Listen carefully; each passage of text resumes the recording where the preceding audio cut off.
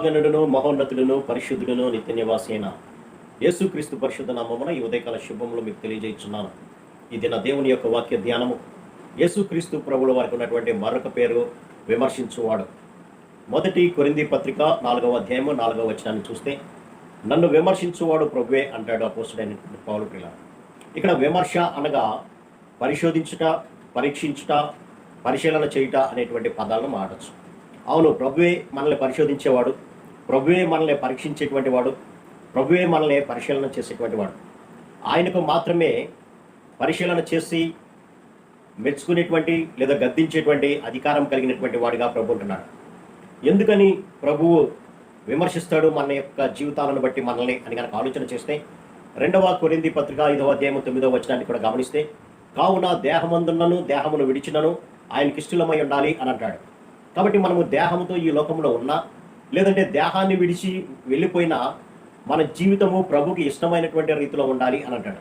ఎందుకు ఉండాలి అంటే, ఎందుకనగా తాను జరిగించిన క్రియల చొప్పున అవి మంచివైనను సరే చెడ్డవైనను సరే దేహముతో జరిగించిన వాటి ఫలమును ప్రతివాడు పొందినట్లు క్రీస్తు న్యాయపీఠము ఎదుట ప్రత్యక్షము కావలెను.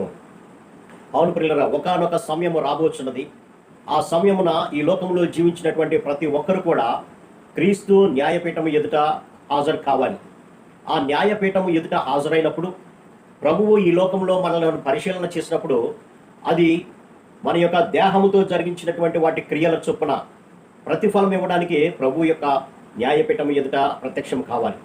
ఒకవేళ నేను ఆ మాట అనలేదు, ఆ క్రియ చెయ్యలేదు అని చెప్పొచ్చేమో, కానీ దేవుడు మనలను పరిశీలన చేస్తున్నాడు, పరిశోధిస్తున్నాడు, పరీక్షిస్తున్నాడు. కాబట్టి సమస్తమును ఆయనకు తెలిసి ఉన్నది ప్రియులారా. కాబట్టి అటువంటి తెలిసి ఉన్నటువంటి దేవుడు ఈ లోకంలో మనం జీవించినటువంటి జీవిత విధానాన్ని బట్టి మనకు ప్రతిఫలం ఇస్తాడు. కాబట్టి జాగ్రత్తగా ఉండాల్సినటువంటి అవసరం ఉంది ప్రియులారా. ఈ లోకంలో ఉన్నటువంటి మనుషులు మంచి చేసినా చెడు చేసినా వారి యొక్క అవసరాన్ని బట్టి వారు విమర్శిస్తూ ఉంటారు ప్రియులారా. అది మంచిదని లేదంటే చెడుదని చెప్తూ ఉంటారు వారి యొక్క అవసరాన్ని బట్టి. కానీ ప్రభు అట్లా కాదు. కానీ తాను ప్రత్యక్షంగా చూసినటువంటి దాన్ని, విన్నటువంటి దాన్ని బట్టి మనకు విమర్శన చేసి ప్రతిఫలం ఇచ్చేటువంటి దేవుడిగా ఉంటున్నాడు.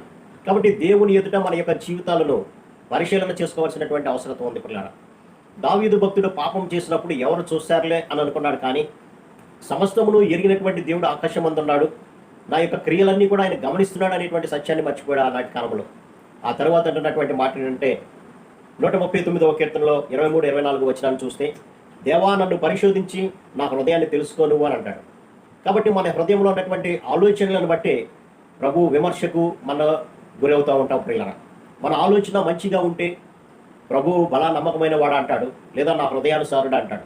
ఒకవేళ మన యొక్క హృదయం యొక్క ఆలోచనలో తప్పిపోయినట్లయితే ఆయన దృష్టికి భయంకరమైనటువంటి స్థితిలో మనం ఉంటాం ప్రియులారా. అందుకని ఇక్కడ అంటాడు, దేవా నన్ను పరిశోధించి నా హృదయాన్ని తెలుసుకో, నన్ను పరీక్షించు, నా ఆలోచనలు నువ్వు తెలుసుకో అంటాడు. ఆ పరీక్షల ద్వారానే ప్రభు మనల్ని విమర్శిస్తూ ఉంటాడు. విమర్శ అనగా పరీక్షించుట, పరిశీలన చేయట, లోటుపాట్లను తెలియచేయటం. దేవుడు పక్షపాతి కాదు ప్రియులారా. కాబట్టి నన్ను పరీక్షించి నా ఆలోచన తెలుసుకో. ఒకవేళ నా యొక్క జీవితంలో నీకు ఆయాస్కరమైనటువంటి మార్గంలో నేను నడుస్తుంటున్నానేమో నన్ను చూడు. ఒకవేళ నేను నడుస్తుంటే నన్ను సరిచెయ్యి, నన్ను సరైనటువంటి దారిలో నన్ను నడిపించి, తద్వారా నీవు ఇచ్చేటువంటి నిత్య మార్గాన్ని నన్ను నడిపించు అని అంటాడు ప్రియులారా. కాబట్టి ప్రభువే పరిశీలన చేసేవాడు. కాబట్టి మన హృదయము అనుదినము దేవుని యొక్క వాక్యము చేత పరిశీలన మనం చేసుకొని, పరిశోధన మనం చేసుకొని, ఒకవేళ మన జీవితాలు దేవునికి ఆయాస్కరమైన జీవితాలు జీవిస్తున్నామేమో గమనించాల్సినటువంటి అవసరం ఉంది. ఈ లోక జ్ఞానము ప్రకారము మన యొక్క మార్గము సరైనదిగా ఎంచుకోవచ్చు, కానీ దేవుని వాక్య పరిశీలనలో చేసినట్లయితే అది తప్పుగా ఉండవచ్చు. కాబట్టి మన ఆలోచన చొప్పున మనం నడవటం కాదు, కానీ మన యొక్క జీవితాన్ని దేవుని యొక్క వాక్యంతో సరిపోల్చుకొని మనము సరైనటువంటి రీతిలో నడుస్తున్నామా లేదా, సరైనటువంటి రీతిలో మనం ఆలోచన చేస్తున్నామా లేదా, సరైనటువంటి రీతిలో మనం మాట్లాడుతున్నామా లేదా అనేది పరిశీలన చేసుకోవాలి పిల్లలు. ఎందుకంటే ఒకానొక దినమున ప్రభు మనందరినీ కూడా విమర్శకు గురి చేస్తున్నాడు. ఆ విమర్శలో మనం నెగ్గాలంటే, ఏ లోపము లేనటువంటి వారిగా ఉండాలి అని అంటే, దేవుని యొక్క వాక్య ప్రకారం మన జీవితాలను సరి చేసుకోవాలి. కాబట్టి మనల్ని మనం పరిశీలన చేసుకుందాం. దావీదు భక్తుడు దేవుడిని అడిగినట్లుగా, నన్ను పరిశీలన చేయి, నన్ను పరిశోధించు, నీకు ఆయాస్కరమైనటువంటి మార్గము నాలో ఉంటే నన్ను సరిచేసి నేను ఇచ్చే మార్గములు నన్ను నడిపించు అన్నట్లుగా మనం కూడా మన జీవితాలను వాక్యంతో సరిపోల్చుకుందాము. ఒకవేళ లోటుపాట్లు ఉంటే ప్రభు సహాయం ద్వారా మనము సరిచేసుకుందాం. అట్టి కృపా పరిశుద్ధాత్మ దేవుడు మనందరికీ దయచేయను గాక. ఆమేన్. ప్రార్థన. సర్వశక్తుడా, ప్రేమ గల మా తండ్రి, మమ్మలను విమర్శ చేయవాడు నీవే అని అంటున్నారు ప్రభా. అవును నాయన, మా జీవితంలో ఉన్నటువంటి లోటుపాట్లను గురించి చెప్పేది మీరే ప్రభా.